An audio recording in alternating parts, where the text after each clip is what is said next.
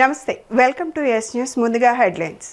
నేపాల్ వరదల్లో చిక్కుకున్న ఏపీ యాత్రికుల క్షేమ సమాచారాలపై మంత్రి నారా లోకేష్ సమీక్ష. నేపాల్లో చిక్కుకున్న 7 ఏపీ యాత్రికుల గురించి ఆరా తీసిన మంత్రి. మాజీ సీఎం జగన్పై మంత్రి కొలుసు పాదసారథి ఫైర్. బెంగళూరులో చల్లదనం వల్ల నిన్నటి వరకు జగన్కు ఎల్నినో ప్రభావం తెలియలేదా అంటూ సటైర్. నేపాల్ వరదల్లో చిక్కుకున్న ఏపీ యాత్రికుల క్షేమ సమాచారాలపై మంత్రి నారా లోకేష్ సమీక్ష నిర్వహించారు. నేపాల్లో చిక్కుకున్న 7 ఏపీ యాత్రికుల గురించి అడిగి తెలుసుకున్నారు. కుప్పం ప్రాంతానికి చెందిన బాలసుబ్రహ్మణ్యం, ఈషా ఫౌండేషన్ గ్రూప్కి చెందిన శశికుమార్, రాజ్యలక్ష్మిల ఆచూకీ లభించలేదని వెల్లడించారు. కనిపించకుండా పోయిన 3 ఆచూకీని కనుగొనేందుకు కేంద్ర ప్రభుత్వంతో నిరంతరం సంప్రదింపులు జరపాలని లోకేష్ సూచించారు.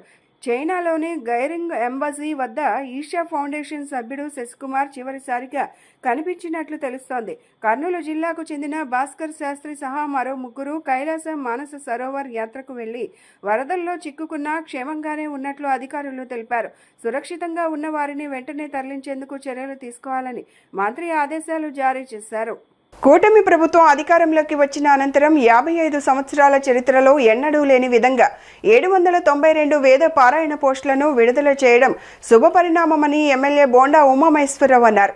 ఇందులో ఆంధ్రప్రదేశ్కు చెందిన 520 మంది వేద పండితులను నియమించడం సంతోషకరమైన విషయమని తెలిపారు. విజయవాడ సెంట్రల్ నియోజకవర్గానికి చెందిన పలువురు వేద పండితులకు ఉద్యోగాలు లభించడం మరింత ఆనందంగా ఉందన్నారు.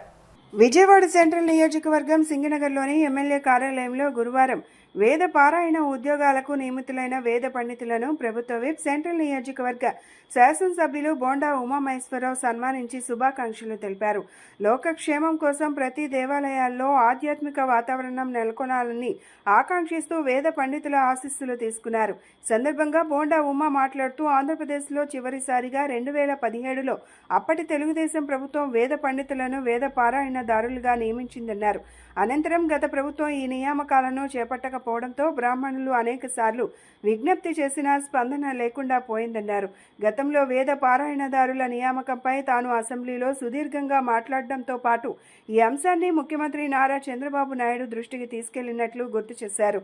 సెంట్రల్ నియోజకవర్గంలో 40,000 మందికి పైగా బ్రాహ్మణులు ఉన్నారని, వారిలో అనేక మంది వేద పారాయణదారులుగా ఉద్యోగాల కోసం దరఖాస్తు చేసుకున్నారని వివరించారు. ప్రభుత్వ సంక్షేమ పథకాలు, అభివృద్ధి కార్యక్రమాలను క్షేత్రస్థాయిలో ప్రజలకు చేరవేయడంలో కార్యకర్తల పాత్ర ఎంతో కీలకమని ప్రభుత్వ whip, central MLA Bonda Umamaheswararao అన్నారు. తెలుగుదేశం పార్టీని ప్రజలకు మరింత చేరువ చేస్తూ అంకిత భావంతో పనిచేస్తున్న ప్రతి కార్యకర్తకు పార్టీ ఎల్లప్పుడూ అండగా ఉంటుందని తెలిపారు. విజయవాడ సెంట్రల్ నియోజకవర్గం సింగనగర్లోని ఎమ్మెల్యే కార్యాలయంలో గురువారం 26వ డివిజన్ మాచవరం ప్రాంతంలో ఇంటింటికి తెలుగుదేశం కార్యక్రమంలో చురుగ్గా పాల్గొన్న ఉత్తమ కార్యకర్తలను ప్రభుత్వ విప్, సెంట్రల్ నియోజకవర్గ శాసనసభ్యులు బోండా ఉమామహేశ్వరరావు శాలువాతో ఘనంగా సన్మానించారు. సందర్భంగా బోండా ఉమామహేశ్వరరావుపై వ్యాఖ్యలు చేశారు. కార్యక్రమంలో టీడీపీ నాయకులు, కార్యకర్తలు పాల్గొన్నారు. మాజీ సీఎం జగన్ వ్యవహార శైలితో వైసీపీ నాయకులతో పాటు కేడర్ కూడా విసిగిపోయి ఉన్నారని మంత్రి కొలుసు పాదసారథి అన్నారు. మీడియాతో మాట్లాడుతూ కేడర్ చేజారకుండా ఉండేందుకు వారి తృప్తి కోసం జగన్ కొన్ని ఊహాజనిత కామెంట్లు చేస్తున్నారని విమర్శించారు. బెంగళూరులో చల్లదనం వల్ల నిన్నటి వరకు జగన్కు ఎల్నినో ప్రభావం తెలియలేదా అంటూ సటైర్ విసిరారు. ఎక్కువ కాలం బెంగళూరులో ఉంటున్నందున రాష్ట్ర పరిస్థితులపై జగన్ అవగాహన కోల్పోతున్నారన్నారు. శంకుస్థాపన చేసిన స్టీల్ ప్లాంట్కే మళ్లీ శంకుస్థాపన చేయడం తప్ప రాయలసీమకు వైసీపీ అధినేత ఏం చేశారని మంత్రి ప్రశ్నించారు. అబద్ధాలను ప్రజల్లోకి తీసుకెళ్లేందుకు నిషేధిత సంస్థల మాదిరి జగన్ వ్యవహరిస్తున్నారని మండిపడ్డారు. ప్రకాశం బ్యారేజీ నుంచి నీరు వదలటాన్ని తప్పుపడుతున్న వైసీపీ నేతలు రైతు వ్యతిరేకులని చాటుకుంటున్నారని మంత్రి పాదసారథి పేర్కొన్నారు. విజయవాడ ఇంద్రకీలాద్రిపై వేంచేసి ఉన్న శ్రీ కనకదుర్గమ్మ వారి ఆలయంలో పవిత్రోత్సవాలు అత్యంత వైభవంగా ప్రారంభమయ్యాయి. ఉదయం వైదిక కమిటీ ఆధ్వర్యంలో విఘ్నేశ్వర పూజ, పుణ్యాహవాచనం మరియు అఖండ దీపారాధనతో ఉత్సవాలు మొదలయ్యాయి. ఉదయం వైదిక కమిటీ ఆధ్వర్యంలో విఘ్నేశ్వర పూజ, పుణ్యాహవాచనం మరియు అఖండ దీపారాధనతో ఉత్సవాలు మొదలయ్యాయి. మొదటి రోజు అమ్మవారికి ఉపాలయాల దేవతలకు సమర్పించే పవిత్ర మాలలను ప్రత్యేకంగా పూజించి ప్రతిష్ఠించారు. ఏటా శ్రావణ మాసంలో ఈ ఉత్సవాలను నిర్వహించడం ఆనవాయితీగా వస్తోంది. ఆలయ శుద్ధి, దోష నివారణ కోసం ఈ ఉత్సవాలు చేస్తారు. ఈ 3 రోజుల పాటు ఆలయంలో ప్రత్యేక అర్జిత సేవలను అధికారులు తాత్కాలికంగా నిలిపివేశారు. గత 2 ఏళ్లలో కేంద్ర ప్రభుత్వం నుంచి రాష్ట్ర రాష్ట్రానికి సుమారు 30 లక్షల కోట్ల ప్రాజెక్టులు వచ్చాయని బీజేపీ రాష్ట్ర అధికార ప్రతినిధి సాదినేని యామిని శర్మ పేర్కొన్నారు. గతంలో స్థానిక సంస్థల ఎన్నికలను ఫ్యాక్షన్ ముసుగులో రక్తసిక్తం చేసిన జగన్ ఇప్పుడు నీతులు మాట్లాడడం సిగ్గుచేటని ముందు ఆయన అసెంబ్లీకి వెళ్లాలని డిమాండ్ చేశారు. వైసీపీ అధినేత వైఎస్ జగన్మోహన్ రెడ్డి వైఖరిపై బీజేపీ రాష్ట్ర అధికార ప్రతినిధి సాదినేని యామిని శర్మ తీవ్ర స్థాయిలో మండిపడ్డారు. విజయవాడలో బీజేపీ రాష్ట్ర కార్యాలయంలో ఏర్పాటు చేసిన విలేకరుల సమావేశంలో ఆమె మాట్లాడుతూ గత 2 ఏళ్లలో కేంద్ర ప్రభుత్వం నుంచి రాష్ట్రానికి సుమారు 30 లక్షల కోట్ల ప్రాజెక్టులు వచ్చాయని, వికసిత్ భారత్ వికసిత్ ఆంధ్రప్రదేశ్ లక్ష్యంగా కేంద్ర రాష్ట్ర ప్రభుత్వాలు చిత్తశుద్ధితో పనిచేస్తున్నాయని ఆమె తెలిపారు. అధికారంలో ఉన్నప్పుడు ఏకగ్రీవాలకు కోట్లు ప్రకటించి ప్రోత్సహించిన జగన్ నేడు ఏకగ్రీవాలు చేస్తే టికెట్లు ఇవ్వనని బెదిరించడం ఆయన పచ్చి అవకాశవాద రాజకీయాలకు నిదర్శనమని తప్పుపట్టారు. గతంలో స్థానిక సంస్థల ఎన్నికలకు ఫ్యాక్షన్ ముసుగులో రక్తసిక్తం చేసిన జగన్ ఇప్పుడు నీతులు మాట్లాడడం సిగ్గుచేటని ముందు ఆయన అసెంబ్లీకి వెళ్లాలని డిమాండ్ చేశారు. కూటమి ప్రభుత్వ అభివృద్ధిని అడ్డుకోవాలని చూస్తే స్థానిక సంస్థల ఎన్నికల్లో ప్రజలు వైకాపాకు తగిన బుద్ధి చెప్తారని యామిని శర్మ హెచ్చరించారు. చూస్తూనే ఉన్నాం. ఒక పక్క రాష్ట్రంలో చాలా సీరియస్గా ఇక్కడ ఉన్నటువంటి ఎన్డీఏ ప్రభుత్వము అటు సంక్షేమం పైన ఇటు అభివృద్ధి కార్యక్రమాల పైన దృష్టి పెడుతున్నాయి. కేంద్ర ప్రభుత్వం నుంచి దగ్గర 30 లక్షల కోట్ల ప్రాజెక్టులు వచ్చాయి. అంతెందుకు నిన్ననే మనకి నితిన్ గడ్కరీ గారు పోలవరం చుట్టుపక్కల గ్రామాలకి ఇంకా మరింత కనెక్టివిటీని మెరుగుపరిచేందుకు 840 కోట్లతో ఒక 45 కిలోమీటర్ల నేషనల్ హైవేని అప్గ్రేడ్ చేస్తూ విస్తరణ చేస్తున్నారు. బుట్టాయిగూడెం ఎల్లండి పట్టిసీమ కొవ్వూరు మధ్యలో. వచ్చే సంవత్సరం గోదావరి పుష్కరాలకు వచ్చినటువంటి భక్తులకి చాలా మంచి ఫెసిలిటీస్ క్రియేట్ చేయడానికి, అలాగే పోలవరం ప్రాజెక్టు సందర్శనకు వచ్చినటువంటి వాళ్ళందరికీ ఇంకా ఉపయోగకరంగా ఉంటుంది. గ్రామీణ ప్రాంతాల అభివృద్ధిలో రహదారులు కీలకమని అన్నారు. ప్రజలకు మెరుగైన రవాణా సౌకర్యాలు కల్పిస్తూ రోడ్లను అభివృద్ధి చేస్తున్నామని తెలిపారు.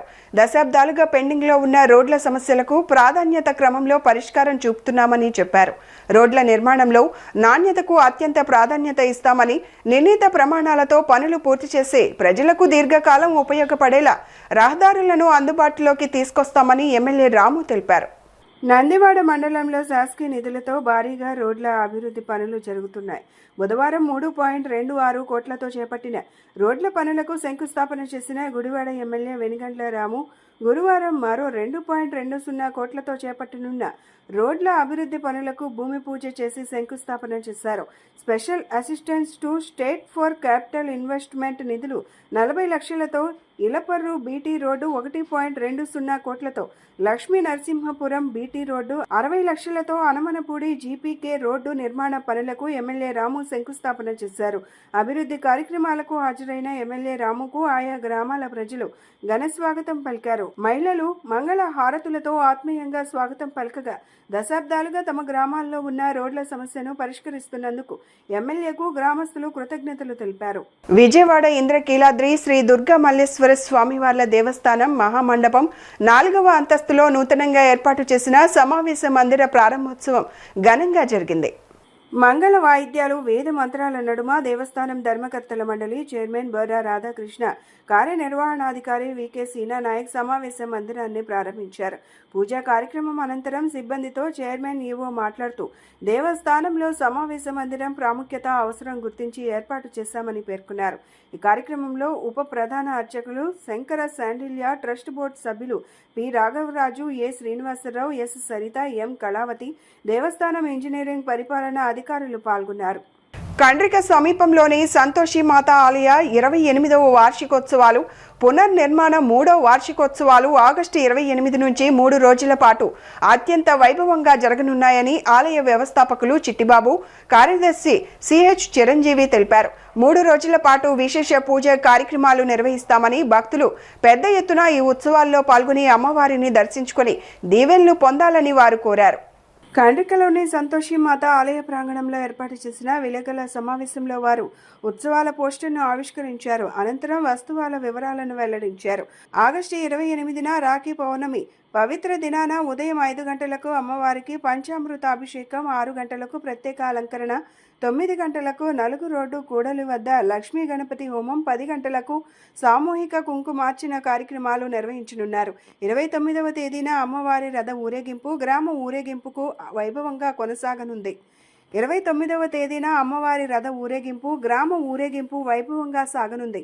30వ తేదీన సుమారు 5,000 మందికి భక్తులు 30వ తేదీన సుమారు 5,000 మంది భక్తులకు భారీ అన్నదాన కార్యక్రమం ఏర్పాటు చేసినట్లు నిర్వాహకులు వివరించారు. ఈ 3 రోజుల పాటు భక్తులను అలరించేందుకు సాంస్కృతిక కార్యక్రమాలు, పౌరాణిక నాటకాలు, కూచిపూడి నృత్య ప్రదర్శనలు ఉండనున్నాయని తెలిపారు. సుమారు 60 లక్షల భక్తుల విరాళాలతో ఆలయ పునర్నిర్మాణం పూర్తి చేశామని, భద్రత దృష్ట్యా ఆలయ ప్రాంగణం అంతటా సీసీ కెమెరాలు అమర్చామని వ్యవస్థాపకులు చిట్టిబాబు పేర్కొన్నారు. రానున్న రోజుల్లో నిత్య అన్నదాన సత్రం నిర్వహించేందుకు స్థలాన్ని కూడా సమకూరుస్తున్నామని, ఆలయాన్ని మరింత అభివృద్ధి చేస్తామని వెల్లడించారు. అమ్మవారిని దర్శించుకొని మెట్లు దిగేలోపే భక్తులకు శుభవార్తలు అందుతాయని, 7-8 జిల్లాల నుంచి భక్తులు విశేషంగా తరలి వస్తున్నారని నిర్వాహకులు తెలిపారు. భక్తులందరూ ఈ వేడుకల్లో పాల్గొని అమ్మవారి తీర్థ ప్రసాదాలు స్వీకరించి కృపా కటాక్షాలు పొందాలని కోరారు. సమావేశంలో ప్రధాన కార్యదర్శి ఎస్ నాగేశ్వరరావు, సిహెచ్ నాగేశ్వరరావు, షావుకారు మార్కండేయులు తదితరులు పాల్గొన్నారు. నా పేరు చిట్టిబాబు అండి. ఈ ఆలయానికి వ్యవస్థాపకుడిగా ఉన్నాను.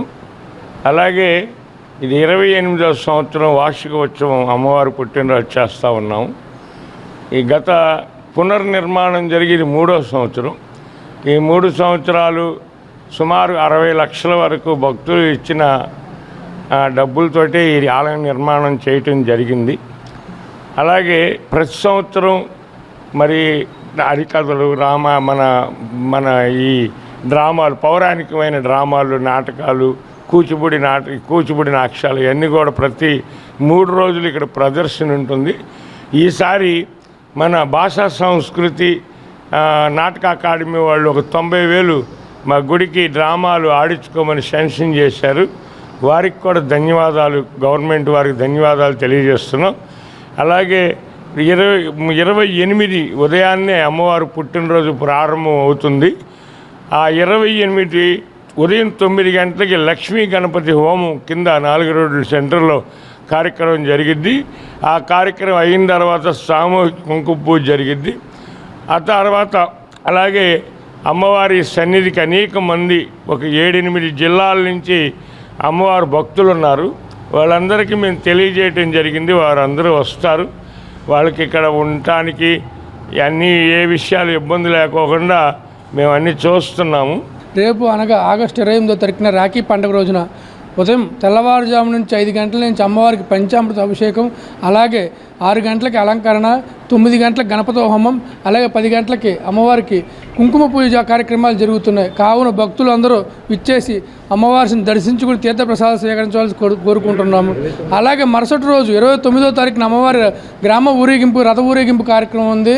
అలాగే 30వ తారీఖున 5,000 మంది దాకా అన్నదాన కార్యక్రమం జరుగుతుంది. కావున భక్తులు విచ్చేసి తమ వంతు అమ్మవారిని దర్శించుకుని తీర్థప్రసాదాలు స్వీకరించవలసిందిగా కోరుకుంటున్నాము. బులెటిన్ ముగించే ముందు హెడ్లైన్స్ మరొకసారి. నేపాల్ వరదల్లో చిక్కుకున్న ఏపీ యాత్రికుల క్షేమ సమాచారాలపై మంత్రి నారా లోకేష్ సమీక్ష. నేపాల్లో చిక్కుకున్న 7 ఏపీ యాత్రికుల గురించి ఆరా తీసిన మంత్రి. మాజీ సీఎం జగన్పై మంత్రి కొలుసు పాదసారథి ఫైర్. బెంగళూరులో చల్లదనం వల్ల నిన్నటి వరకు జగన్కు ఎల్నినో ప్రభావం తెలియలేదా అంటూ సటైర్. ఇవి ఈనాటి bulletin updates. Keep watching yes news.